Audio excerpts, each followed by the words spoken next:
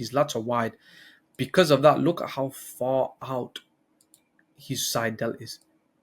That's a massive V taper. So when he puts on a shirt, he will look so much more aesthetic, so much more leaner, so much more better, so much more wider, so much more aesthetic. And also he's got a massive upper chest.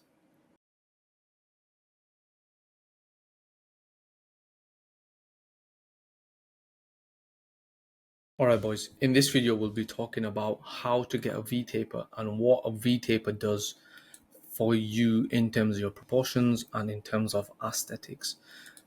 So let's just start with this, boys. Wait a second. Okay, boys. So a V taper is basically this V thing in your back. So this is your upper lat, these are your lats.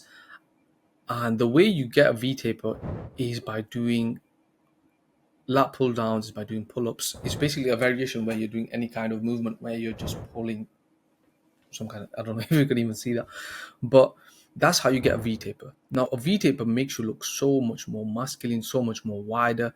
It even makes your biceps look bigger simply because your arms have somewhere to rest. That makes sense. So look at Brock Lesnar here. Let me get my tools out for my toolbox. So over here, this is his lat. And the thing with Brock Lesnar here is he's got a really wide waist as well in terms of proportions. His waist is probably like, I don't know, 36, 38 inches, and he's not very fat at all. But even though his waist is so fat and clunky, look at how much, even just like, look at how much this exaggerates his whole entire frame. Like, look at how wide his shoulders are in relation to his waist. And keep in mind, his waist is massive as well, right? He's got like a thick, blocky waist. Now, if you're someone who's built like Yoel Romero, this is like, I want to say peak aesthetic physique. But I think if he's, when he's like full up, when he's not water depleted, he does look extremely, extremely aesthetic. Like, for example, look here. Let's just do here because it's more of a better angle. This is Yoel Romero's V taper. And it's here. It just makes him look so much more wider. It makes everyone look more masculine, more angular. It gives him that V shape. And even though he's got asymmetrical abs, no one cares about that. Look, his abs here, this one's down here, and this is, it's not even aesthetic in terms of, not aesthetic, sorry, it's not proportional. But just having that V taper, that wide masculine look, makes him look so much more better. Look at mine. I think this picture, I don't think I was flexing. I think I was checking if I had some back knee, because I did have some back knee. But even here, look, even though I'm not flexing and I'm not as lean as these guys, you can even see a little bit of V taper here. And when I stand as well, it basically gives my arms and my shoulders, it just makes me look way wider because my arms have somewhere to rest. Because when your lats are firing like this, look here, even on Mike Mensa, his lats are here. His lats are wide. Because of that, look at how far out his side delt is. That's a massive V taper. So when he puts on a shirt, he will look so much more aesthetic, so much more leaner, so much more better, so much more wider, so much more aesthetic. And also he's got a massive upper chest, just an aesthetic physique. I think it was, don't know about Mr. Olympia and all that stuff, but he just looks so much, he just looks extremely aesthetic. And the way you specifically the way you get a wide V taper or just big lats is you have to do two main exercises alongside obviously other things as well. But in terms of width, you have to do some kind of pull-up variation. Now, for me personally, recently what I've been doing is I've been doing assisted pull-ups.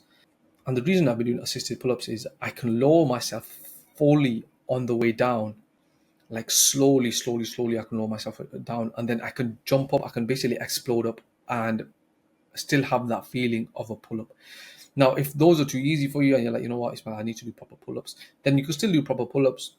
Make sure you try and overload as quickly as possible. So do some kind of weighted pull-ups, weighted chin-ups. And another exercise you want to do is you want to do lat pull down. Now, lat pull down with a wide grip as possible. And as you progress on the lat pull down, you realize that you become stronger on the pull-ups as well, because it's the reverse. Basically the reverse movement. Now, next, look at these guys here. They're not as big as Mike and Brock Lesnar here. They're probably similar weight and size to Yoel Romero here, but look, this You can fully see his lat muscle here with these shadows.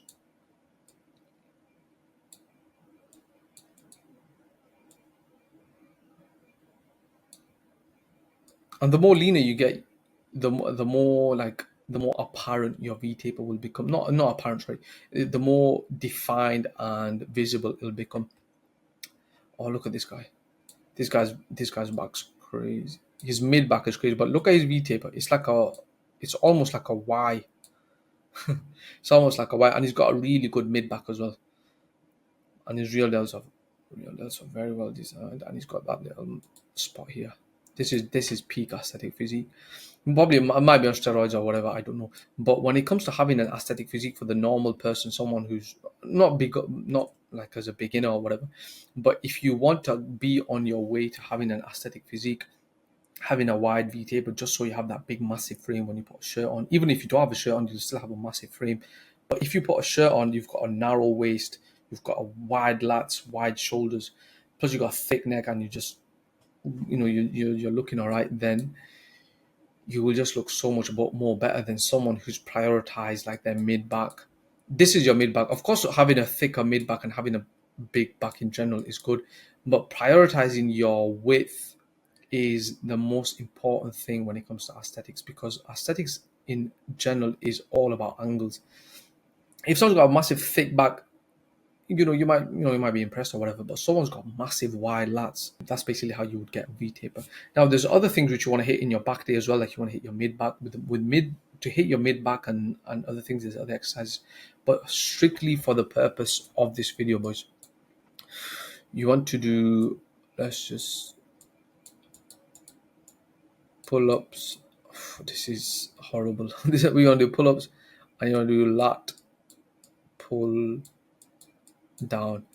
Now, for me personally, I've always had a decent back, in my opinion, and I didn't really see my back until like a year and a half, until I started training. What happened was, I would in my old house, I would have a shower upstairs, and in the upstairs you can't really see your back unless you took a picture of it, like this picture here where I did.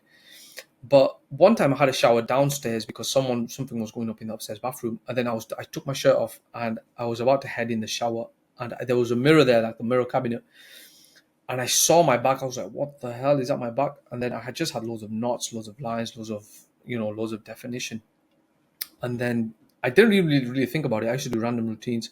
I remember I would do a really good exercise, which I don't really do that often anymore, but I do bent over rows. Bent over rows was a really good exercise. I had really good mind muscle connection on bent over rows, and I also would do some kind of lat pull down variation. Sometimes I would do wide, sometimes I would do narrow, but all of these things definitely blew my back up.